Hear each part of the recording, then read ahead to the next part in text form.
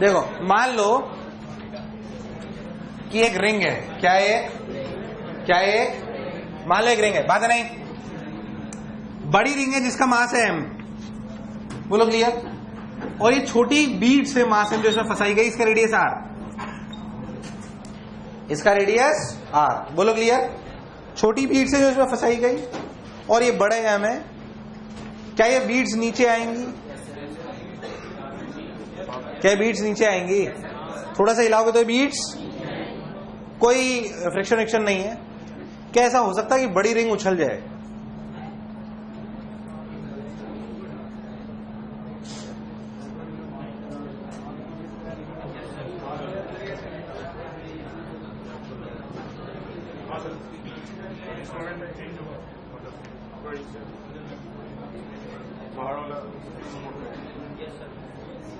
पहले तो इमेजिन करो कि बड़ी रिंग उछल सकती है।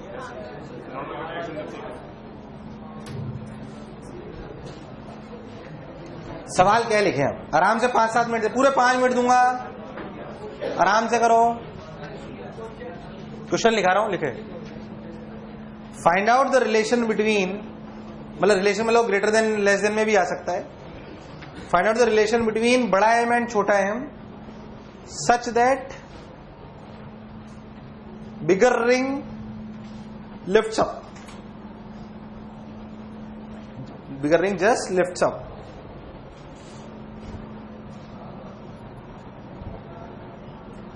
bigger ring just lifts up, जान लेवा तेरी अदा।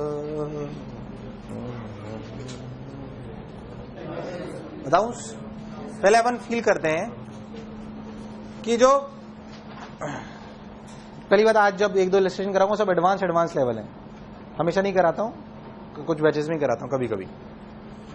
जो अपने मास है, क्या है अपना मास, वो मास नीचे आ रहा है, ट्र, बोलो क्लियर है एकदम।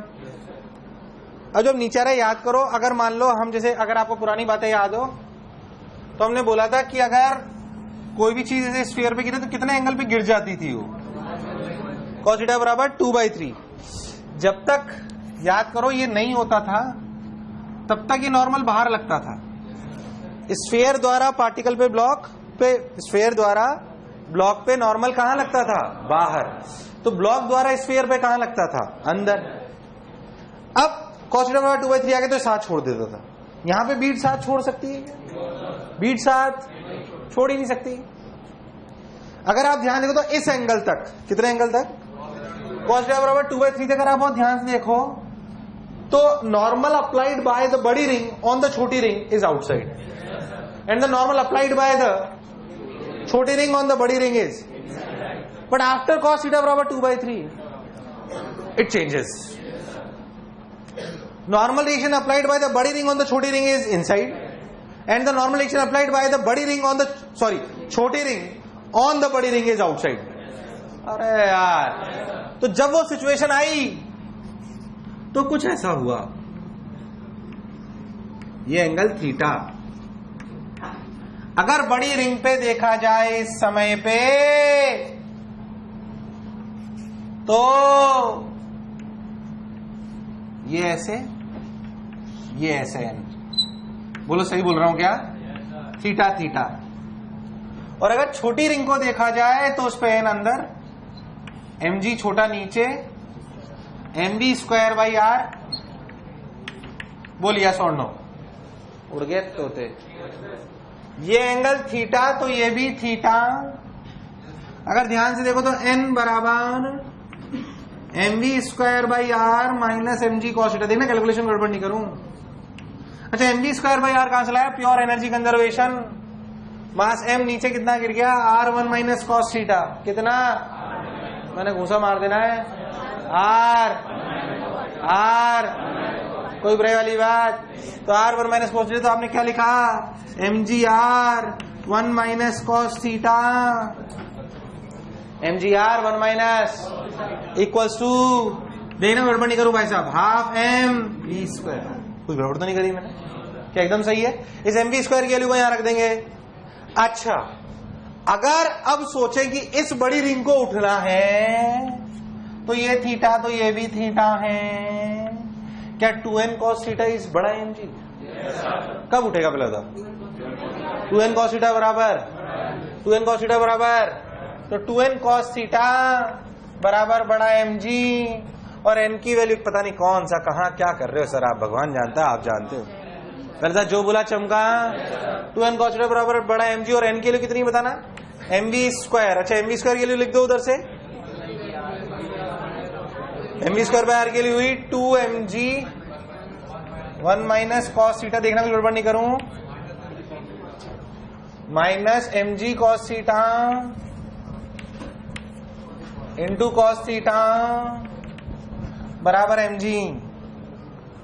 बराबर आया नहीं भाई साहब, आया नहीं आया? अगर आप बहुत ध्यान से देखो तो g ने g को मार दिया, कितना आया सुनना एकदम, ये हुआ 4m, ये 4m हो गया, ये हो गया 4m cos theta minus 4m cos theta, और ये कितना माइनस 2m cos थीटा, तो कितना हुआ माइनस 6m हुआ ना, माइनस 6m cos थीटा, और ऊपर का एक और वो cos थीटा, तो cos स्क्वायर थीटा 2 2 जा 4 4m plus 4m cos theta minus m equals to 0 plus minus plus. अगर इस cos थीटा के रियल रूट्स रहने हैं तो discriminant should be greater than, अरे cos थीटा के रियल रूट आने चाहिए ना, तो discriminant should be greater than. तो डिस्क्रिमिनेंट कितना है बताना, 16m square minus 4 into 6m into m greater than. अब काट लो जो भी, एक m ने m को मार दिया, एक 4 ने 4 को मार दिया, 4m माइनस 6m, आगे जो भी आया। अरे आ गया ना, बहुत बढ़िया, शानदार, वही कराया तूने शायद ना? हाँ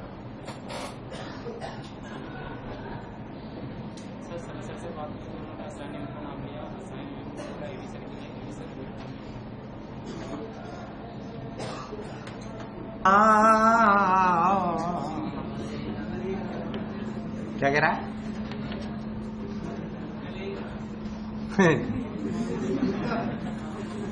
मैं कुछ नहीं खाने वाला हूं यार। एक मान लो आपके पास दो बड़ी रिंग है, ये रफ सरफेस है, और दो बड़ी रिंग ऐसे हैं,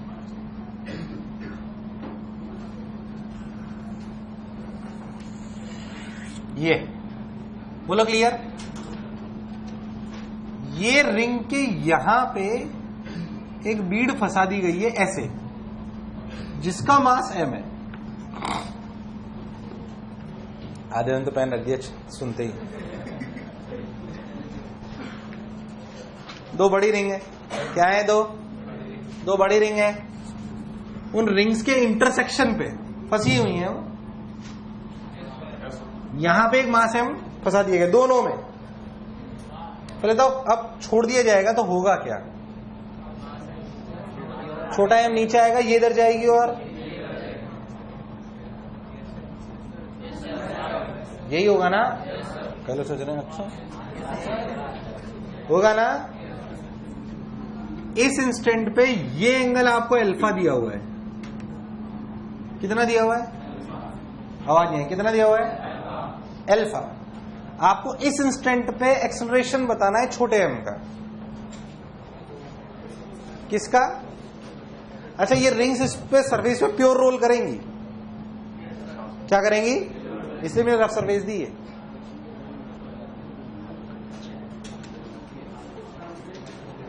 बहुत बढ़िया सर, मजा आया, आपके साथ पढ़ के अच्छा लगा, इतना ही साथ था अपना। Find out the acceleration of छोटा m जस्ट आफ्टर रिलीज। असलियत में ये सवाल NLM का बहुत बड़ा लेंथी क्वेश्चन है, मेरे सवाल करने का पर्पज है। इसको बेसिकली NLM का सवाल है, NLM और रोटेशन मिक्स करके। पर मैं चाहता हूं आप इसको, ये छोटा हो जाता है वर्क पावर एनर्जी से, तो आप सोचो उसको अगेन 5 से 7-8 मिनट आराम से सोचो, कोई जल्दबाजी नहीं है।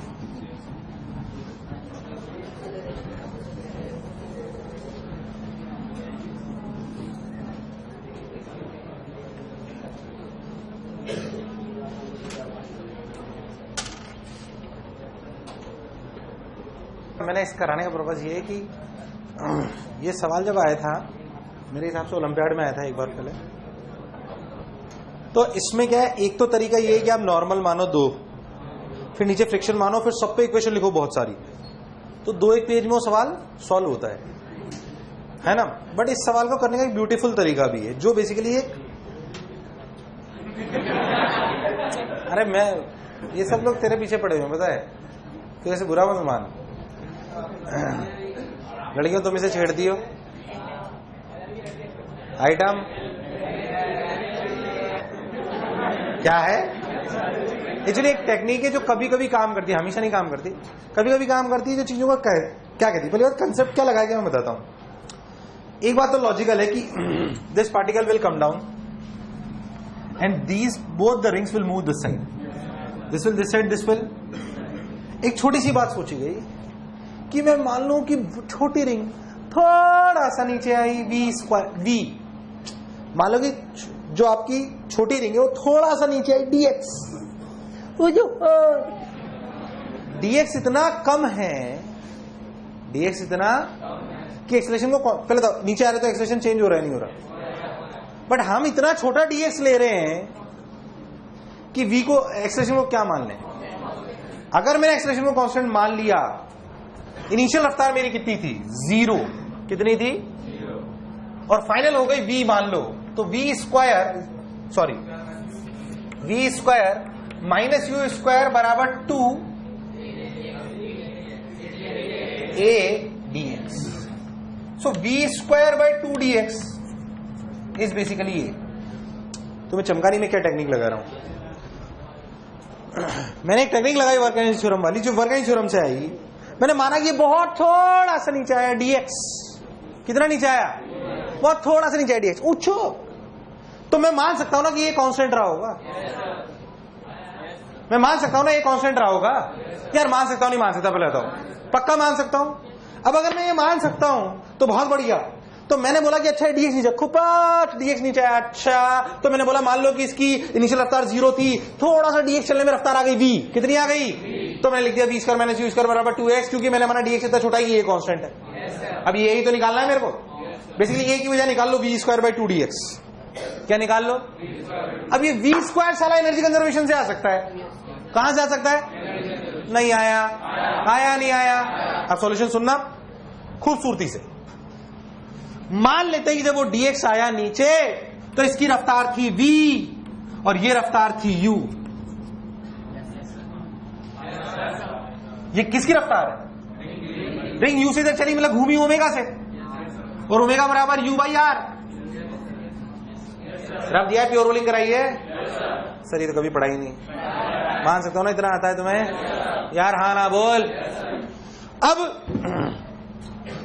v और u में रिलेशन कंस्ट्रेंट्स है, ये दूरी कभी भी चेंज क्यों होगी, क्यों होगी, कुछ याद है, ये हमेशा रेडियस है, तो अलॉन्ग दिस क्या u cos alpha equals to v sin alpha, पहले था यस और नो, ये तुम्हें आया नहीं आया, आया नहीं आया, तो u के लिए हो गई u बराबर v tan अल्फा, u बराबर।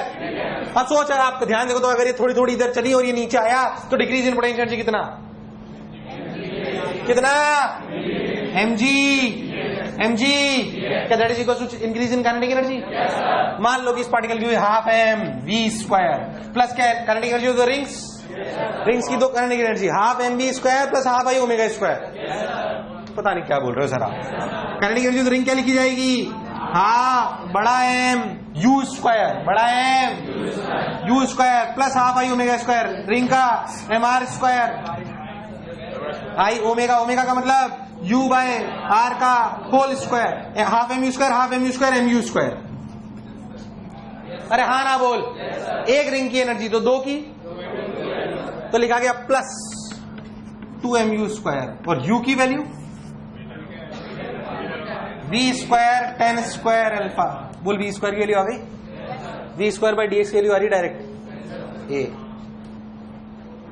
अरे यार इट्स अ तोड़ू मेथड। अरे यार हाँ ना बोल, ये एक टेक्निक है, मेरे को सिखाना था कि देखिए अपर वर्जन की बात है। अरे यार इसको एनएलएम से करो जानने के लिए, मतलब जो नॉर्मल फ्रिक्शन लगाओगे, ये करोगे वो करोगे। हालांकि मैंने उसमें कई चीजें यूज करी हैं, बट मैं मान सकता भाई तुम्हें आता हो। जो इसमें फ्रिक्शन लगेगा स्टैटिक, याद करो प्योर रोलिंग में स्टैटिक फ्रिक्शन बर्डन 0 होता है, इसलिए हमने उसे कंसीडर। बाकी अगर आप पूरा एनएलएम सॉल्व करोगे तो सब कंसीडर करना पड़ेगा आपको। मुझे लगा नहीं तो मैं आया, 2 लाइन में सॉल्यूशन आया था इसका, 2-3 लाइन, मतलब ज्यादा कोई बड़ा नहीं हो। नहीं आया भाई साहब, बहुत बढ़िया सर, आप क्या बोले? अरे कुछ आया नहीं आया। डरना नहीं इनसे, कॉन्फिडेंस लूज नहीं करना है। ये मैं ऐसे स्टाइल मार रहा हूं कि देख मुझे ज्यादा आता है, बस और कुछ नहीं है। हाँ ज्यादा भावुक नहीं हो रहा, कुछ अच्छे मतलब करा सकते हैं तो करा दें यार कभी कभी। बहुत सारे नॉर्मल मानने पड़ते हैं उसमें।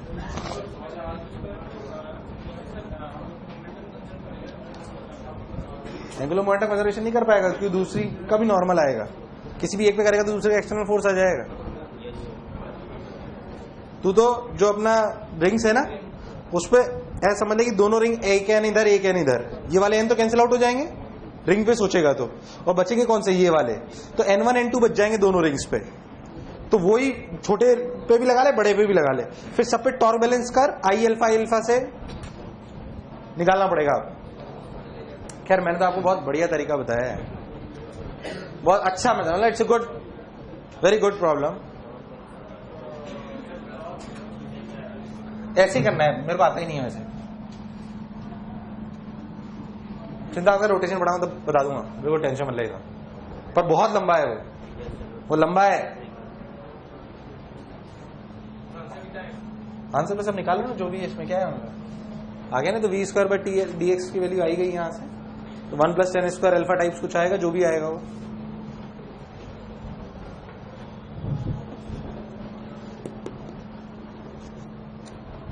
अच्छा मान लो मैं आपसे एक बात पूछूं, हालांकि फिर इतनी टिपिकल पूछनी जाती है, कैलकुलेशन बहुत ज्यादा होती है। सर सुन लो, चाहो तो करना, चाहो तो मत करना, मत करो मतलब सर सुन लो। हम वर्टिकल सर्कल जो पढ़ते हैं ना उसी पे बात कर रहे हैं, हमने कभी भी उसमें टाइम पीरियड की बात नहीं करी। वर्टिकल सर्कल में टाइम पीरियड की बात, मान लो मैं तेरे को बोल दूं कि रेडियस r है, ये रफ्तार u है, u ग्रेटर देन √5 क्या सर्कल करेगा, टाइम पीरियड क्या होगा, कैसे निकालेगा।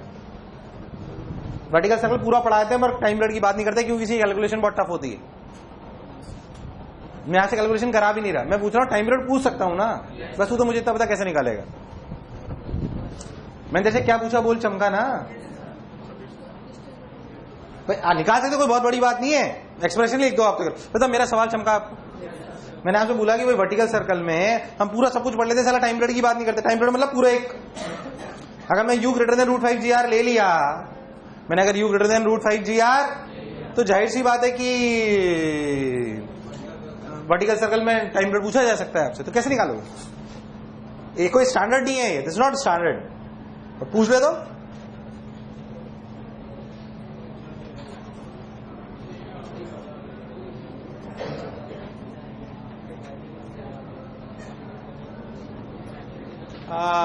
देखें जरा किसमें, अरे ऐसे सोच लो बस, मैं कराऊंगा नहीं उसको। सोचो कैसे करोगे, ये तुम सोच सकते हो,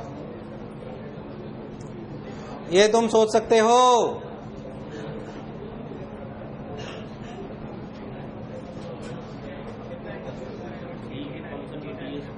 क्या कह रहा है, हाँ वैसे ही करना है, गंदी सी एक्सप्रेशन आएगी बहुत, लिख दो उसे चाहो तो। ये तुम लिख सकते हो एक्सप्रेशन, मुझे सॉल्व मैं नहीं करा रहा, भले वो करते रही हो तुम।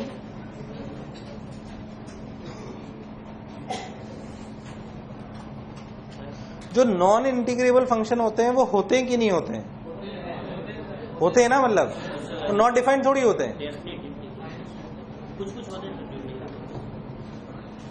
पता नहीं क्या बोले सर आप।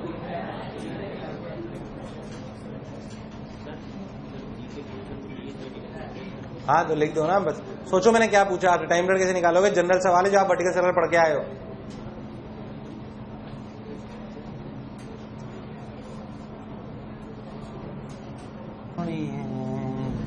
हाँ बोल भाई,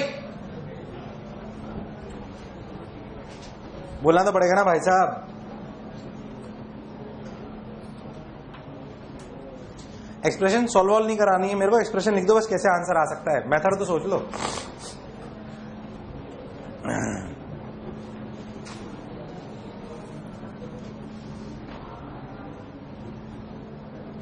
हो गया क्या? हो गया क्या? इधर देखें,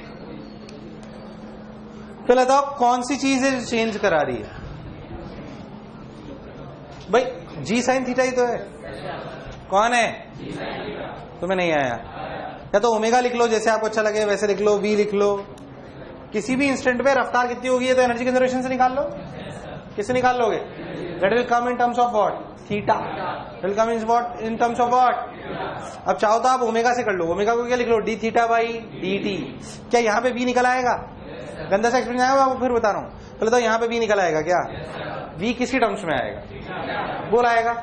ओमेगा को क्या लिख सकते हैं? डी थीटा बाई, मतलब ओमेगा जो है अपना उसको वी बाई आर क्या लिख सकते हैं? तो वी आपको पता है थीटा की टर्म्स में, वो वी बाई आर लिखोगे तो कॉस थीटा का एक्सप्रेशन आएगा, तो उसको लिख लो ना D theta by D T. क्या लिख लेना? नहीं आया, नहीं आया, नहीं आया। क्या लिख लेना? D theta by D T. उसे इंटीग्रेट करोगे कहां से कहां तक? 0 से लेकर पाई, फिर उसका क्या कर लेना? डबल। यार तुम्हें नहीं आया? आया नहीं आया? या ए टेंजेंशियल से सोच लो। किससे सोच लो? यार इस यू और वी को कौन चेंज कर रहा है? ए। जैसे मान लो आप इसी चीज की बात करो तो यहां पे ये एंगल अगर थीटा है तो ये भी थीटा है, तो ये कितना है? जी साइन थीटा। तो हुई चेंजिंग द स्पीड, तो वो यू से वी हो गई, वही चेंज कर रहे हैं अपन। बोल कर रहे नहीं कर रहे यार? तो यहां से मान लो अपन जो भी अपन ली तो यहाँ पे रफ्तार अपन निकाल सकते हैं। तो यहां से लेकर यहां तक फिर ए टेंजेंशियल लगा लो। ए टेंजेंशियल के लिख लो V D V by D X. V D V by, पर डी एक्स इसमें होगा पाई आर। कितना होगा? कितना होगा? अब वो बहुत अच्छी फिर वो इंटीग्रेशन फंक्शन में काफी कैलकुलेशन है, इसलिए उसको जनरली कराया नहीं जाता। बट अगर कराया जाए तो मतलब अगर पूछ लिया जाए तो अपन कर सकते हैं, उसमें कोई शक वाली बात, ऐसी कोई उसमें रॉकेट साइंस नहीं है। क्या मेरी बात यहां तक क्लियर है? क्या आपको आज डर लगा? हालांकि ये बहुत कोई काम की चीजें हैं, बस तुम्हारा बेस्ट है इसलिए मैंने उसको कराया। सुन, वर्पा एनर्जी तक सब कुछ डन है, शीट कंप्लीट कर लो। क्या थोड़ी थोड़ी फील आना जनरेट हो गई है यार? हाँ, आवाज यहीं मेरे को सबकी पक्की बात। ढंग से आपको परेशान होने की जरूरत नहीं है, कोर्स वोर्स सब अच्छे से होगा एकदम ढंग से। जो मैं कह रहा हूं उसे अच्छे से करते जाओ बस। कोई भी अगर आपने ढंग से चीजें सुधार ली तो आगे आने वाले चैप्टरों में आपको कोई तकलीफ, वो रफ्तार अपने आप बढ़ जाएगी। क्या मैं जो बोला चमका?